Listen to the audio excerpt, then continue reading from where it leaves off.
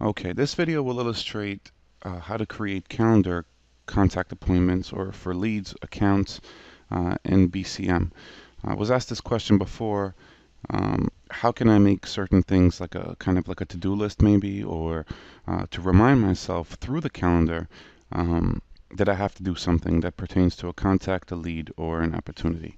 So I went on and installed a fresh BCM copy on my computer. Now, every time I do something with BCM, I usually install a brand new copy on top of it to override my previous changes because I like things to be out of the box. So I'd already removed the business contacts and the accounts tabs, and I only left the leads tab because I'm going to specifically stay focused on leads. And more importantly is you want to be able to manage your time and you want to be able to remember to call back people. Now, it's very important that when you speak to a prospect that you're able to follow up with them quarterly, and you'll be able to know when to call them, when not to call them, etc. So I'm in a very fresh BCM build right here. There's really nothing out of the ordinary here. There's no business items or nothing. So I'm going to start from total scratch and show you in this video how I go about doing that.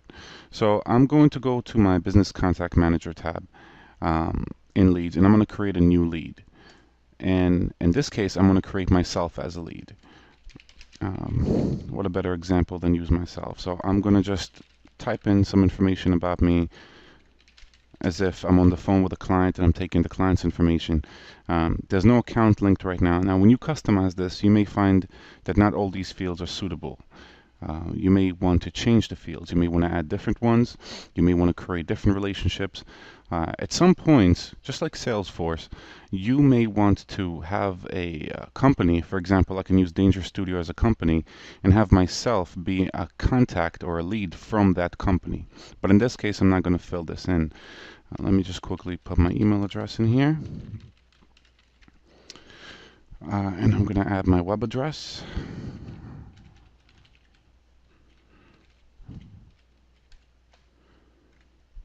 Well, it's worth putting the HTTP in because we're going to get a hyperlink after we do that. Shortly after, what I'm going to do now is I'm going to, let me of course put in a phone number. So my phone number is 347-725-0315. And let me also, you'll notice how it gets automatically formatted with the parentheses, the space, and the dash.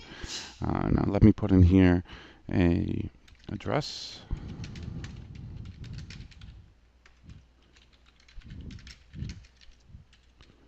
Now, another thing about the address I wanted to quickly say is if you press on business, you'll actually have a better formatted way of putting the address in. I just usually type it straight in. I find it really easy and simple, but in some cases, some people may find it easier if it's just broken apart. And by doing that, by clicking on the actual address type button, you'll be able to put in here an address based on, street, city, state, zip, rather than put it all in a text box. But I write pretty formal, so I just added it in that way. Source, of course, is where the person heard about us, and suppose that it's a phone call. So I'm going to put in here, let's say, telemarketing. And initiated by, I'm going to create a quick campaign, which I already did before, actually still saved. I have a phone call campaign. So when I run a report on phone call, I'll be able to see my name popping up because I was initiated by a phone call campaign. In our case, telemarketing and a phone call. Lead scoring is automatic based whether you fill this in and how you fill this criteria in. Doesn't necessarily have to be this criteria. It can absolutely be changed. Additionally, what we can do is we can create manual scoring. A lot of people don't use the scoring. The scoring is for a certain type of industry, really. But for the sake of this, I'm just going to give myself 5 stars for this example. I'm just going to mark everything in, and you'll see that the built-in logic is going to automatically score me as 5 because I'm a fresh lead. I contacted you before, I was referred, and I have a potential need for the service. So I'm going to create a quick note, a timestamp note, and it's going to be, this is a test BCM record. And I'm going to save and close this. Now, once I'm saved now, the lead is saved. The question now, and this is a question that I had before, is how do you know to contact this person again and have it appear in your calendar. Now you see I have a fresh calendar. There's really nothing going on in here. Let me go back to Business Contact Manager. And how would I go about creating an alert for myself? Let's say I just got off the phone with myself, and I've decided that I should give myself a call in a week from now to discuss, their thoughts, my thoughts, to see whether I'm interested in the service. So when you open this up, the lead contact up, if you look at the ribbon, you'll see that there is a Communicate tab. And the Communicate tab is very important because using the Communicate tab, you're able to create these pop-up alerts for you. Now, unlike CRM, CRM has workflows. A workflow is an automatic set of processes that can run based on when you fire a certain event. So I can write a workflow in CRM that says that when I save this record or when I change a field, it'll automatically create a series of steps, what I should be doing next. BCM, on the other hand, does not have that option. Unfortunately, it has to be done manually. But it's not necessarily a lot of work. It's actually, it's pretty good too, because with CRM, the workflow may fire some additional tasks that may not be required for this contact. Suppose that, I'm not interested in a certain thing, or, a letter wouldn't work with me. Having a workflow to create like these 8 things may not make sense in my particular case or this particular case. So with BCM, we use the Communicate tab, and the Communicate tab allows us to create actions that have to do with communication. So we have our email button here, and obviously if I press this button, it's going to automatically compose an email and autofill this lead's address, which in this case is my address. Now we also have a meeting request. A meeting request, you may have had these before. When you email somebody for a meeting, you're able to have them press accept, decline, or tentative, and you can choose whether the person, you could choose the type of email that goes out and have the person reply to it. So if I send a meeting request right now, it'll email me, it'll actually ask me to, let me press that button, you see. I can actually put in here details of the meeting, the subject, the location, and the time, and when I hit send, it would automatically send a link to this address, my email address or the lead's address, and it'll give me the option of selecting, yes, I will attend this meeting, I may attend this meeting, or I decline. And you receive the confirmation back in the email, which is very, very cool. But we're not going to discuss that right now. What I want to discuss is creating tasks, more or less reminders or calendar appointments. And that leads me to the next thing, appointment. Appointment is always the second button down in the Communicate tab, and the appointment button allows me to create a reminder. Not just a reminder, but it allows me to create an appointment. But I use it for reminders, and the majority of the world out there uses that for reminders. So let's say the subject will be phone call, right? I'm going to make phone call to Elon. I'm going to mark that the subject. And the location, you don't have to bubble it in. None of these are mandatory, but I just put it in just to be more organized with my data. And let's say the phone call should take place exactly 1 week from now. So when I click on the drop-down button on the start time, I'm able to select a week, exactly a week from now, which will be the 3rd. But I'm not going to do that. I'm going to select the 31st, the end of the month. And I'm going to write here a quick initial blurb, such as spoke to Elon about services, needs more time to think about it. Please call at first, I'll say office number. Now this is all the information I need, because now when this pops up, I'll actually be able to open up the lead record right here in the background, and I can have a history here in the notes of what me and this lead particularly spoke about, and I'll be able to read more information about my previous phone call, that when this appointment comes up and I call him back, I'm more knowledgeable about my previous step, that I can move forward and I can discuss, more potential closing things, like I want to close the deal. So now here's where most people get confused. If I hit save and close, I'm not going to get a calendar appointment. What I'm going to get is a BCM appointment. It will not show in the calendar. This is something that I constantly get questioned about. People don't seem to understand why they make these appointments, and it never pops in their calendar. They go to their calendar tab and it's empty. Well, the reason is, if you save and close an appointment, it's just going to mark it within BCM under the record that you have an appointment pending. However, it does not tie in into the Outlook calendar until you click on a certain button. I'm going to show you that button right now. On the ribbon, right, in the appointment ribbon, there is an action called Copy to My Calendar. This is what you want to be using when you create these reminders, because not only do you want to use the functionality of appointments in BCM, but you also want to have Outlook tie into these appointments because you use Outlook on a regular basis, and BCM is a part of Outlook. But for some reason, when Microsoft built this, they created two entities for appointments. The first entity for appointments is within BCM, which means I can save and close this, and it will not be in my Outlook calendar. It's a totally separate entity. The Outlook calendar entity not only saves and closes, but it also copies to the Outlook calendar. So I'm going to click on the copy to my calendar, and you'll see that this just disappeared as if I pressed save and close. And now I can save and close the lead record. So now, whenever I click on Elon, you'll see here on the right corner where I have the reading pane. You'll be able to see that under communication history, I have a phone call with Elon at 7:31 and the end of this month, which is July 31st, 2012 at 7 p.m. That's when I marked it.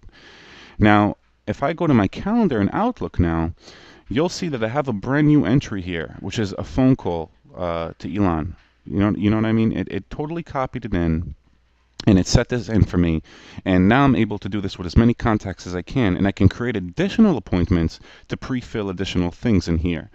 So that's really the way to go about it. So if you were curious about how you can get a item, a communication item such as a meeting or a reminder or a task to pop up in Outlook, you'll be using the copy to calendar from the appointment window. So in the history of this, if you click on history, you're also able to see a whole list in a hierarchy based on date, and you'll see I can, all these things accrue together and they build and they create like a massive historical tree of every single step you took with this person. So eventually you know when the lead is dead. If you've done too many things or the person needs additional treatment, either call treatment or additional emails, you'll be able to do it directly from here. So that in a nutshell is really what I wanted to explain in this video. I wanted to show you guys basically how we could create a contact, and from this contact be able to click on something very simple, one button appointment, and put in a subject such as mail letter for example. And I'm always going to use the name because in the calendar I really like to see the name in the subject. It helps me better analyze what I'm doing. And the location, you can really put in anything, but you don't have to put in anything. And you can easily select from the drop down just a date and a start time. And it's always a 30-minute cap in between. So no matter what time I pick, let's say the end of August, right? I'm going to pick, let's say 9 o'clock. You'll see that there's a 30-minute bump between 9 and 9:30. It'll always add that 30-minute bump between the beginning and the end because Microsoft will always assume that it will be 30 minutes. It'll take you 30 minutes to complete each task. Now, another thing I want to touch on this is also, you'll see under the options portion in the ribbon, you have a reminder and it's set to 15 minutes, right? What that means is that 15 minutes before this item is due, you'll be reminded to do it. So you can actually set this for as much time as you need. So suppose you need to do something big for somebody on let's say August 31st at 9 p.m. You can set it to remind you 5 hours before you have to complete this task that you have to do it. And then you can continue snoozing it to be reminded again whether you have to do it or not. I mean, it's a really cool feature, and it's already linked to a record. You don't have to use, in my previous video, I showed what link to record means, but I'm not going to go in depth in that. Just remember the copy to my calendar tab, and what happens now, and let me close this, and let me close this real quick.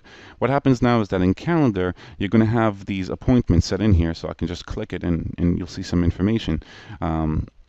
And also have everything I need in here in order to make my call. But the very cool thing is that you're going to receive an actual pop-up when you open Outlook on this day, 15 minutes before 7 p.m. I will receive an Outlook pop-up telling me, alert, you have the following meeting or the follow-up task to complete in 15 minutes from now, which is what this is set to.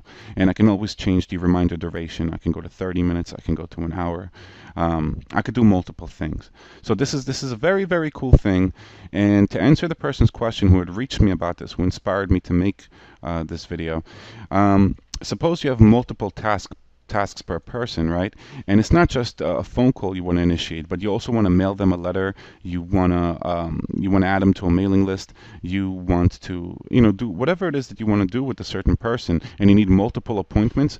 You'll be clicking on the appointment tab a couple of times. Let's say 3 times you'll be clicking it. So you'll be placing a phone call, and then you'll be copying this to your calendar. You'll close it, then you'll click on appointment again, and you'll create, let's say a week after that, you'll create something like mail a letter to residents, or send an introduction letter, or whatever it is, and you'll save that, and then you can do it again, and you can have a series of things on your calendar in different days with pop-up alerts to help you better stay organized and managed and on top of your leads. So this also works for contacts, right? You can create a reminder and a meeting, or appointment rather, to send a contract or to request certain things. You can even put in when something is due from somebody. So let's say Elon, in this case, which is me, the lead, told you that I'll get back to you with a certain document by a certain time. You can create an appointment to remind you, hey, this person still hasn't sent in a particular paperwork.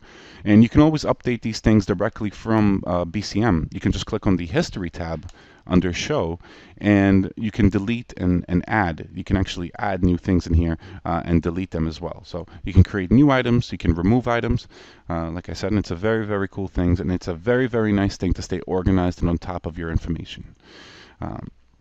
So I'm going to leave it at that. So that's really wanted to show at the video. With this video, I wanted to show how you can use BCM to track things and stay really organized and on top of your stuff. So you'll see right here that whenever I click on a new contact, just remember in the reading panel, you'll always have an entire tree of items of what communication things had took place before or about to take place. And you can continue doing this. Now this works throughout Outlook. You'll see that I'm checking my email right now. I'm actually in my inbox right now. And if I look to my right under calendar, it'll say that I have an upcoming event on Tuesday, and that Tuesday is that phone call that I arranged on BCM. So no matter where I am in Outlook, for example, I'm able to see my coming appointments. So 2 things that most people live by is their calendar. Obviously, you always want to go by your calendar. And you're able to see basically everything that we do from this calendar. So this, in a nutshell, is the answer to that question, and I'll be making maybe more videos about this topic, but this is a really, really important topic, and I'm really happy that I got around to showing that copy to calendar button, because that was really a thing that most people really got confused at. If you don't copy to calendar, you're just going to have to work within BCM, which means that when you navigate through BCM and you click on a certain person, you'll be able to see that appointment meeting with that person. You may even get the reminder for it if you set to get a reminder for it, but it will not show in your calendar because you didn't click it. And having the calendar is a really great benefit. If you look at tags also, let me just touch on that real quick. Under communicate, we have the appointment, but under tags, we have the follow-up, right? So follow-up allows you to do, maybe slightly something else. I wouldn't say a calendar meeting, but a follow-up will make reminders for you. It won't allow you exactly what kind of thing it is. You can't kind of label it. You can't give it like a custom tag, like what the follow-up is about. But if you need to mark something as a follow-up, like a quick follow-up or something in that nature, you'll click on follow-up, and you could just say follow-up tomorrow. And BCM will, beautifully illustrate that. When you open the contact, you'll see that a brand new alert, and I wouldn't say an alert, a notification just came up saying follow-up. Start on Saturday, July 28th, and that's the follow-up. It won't even tell me a time. It'll just say that on July 28th, I must follow up with this lead. So that's really another cool thing that you can do. There's multiple ways to stay organized. You can always categorize things, what has to be mailed, what doesn't. You can click on all categories, and you can rename categories. You could say requires letter, requires phone call, requires like elevation to a different department if needed, and stuff like that. And that's it. I hope this answered this person's question and many of your questions. Thank you for watching. I also want to tell you guys that I'm working on a website called BCM-2010.com. That's BCM-2010.com. It'll be a website where I'm going to provide builds for BCM, as well as these tutorials, videos, and articles. And you know, when it is finally online, right now it's under construction. It is July 27th, and it's still under construction. But when it does come up online, it'd be cool if you guys went and checked it out, because I know there's very lack of resource out there for BCM, and I'm very happy to help people. So thank you very much for watching, and I appreciate it. And thank you for watching my channel again. I've received amazing feedback on my videos, especially the Excel one. It's my favorite video. Thank you again. You guys take care. Bye.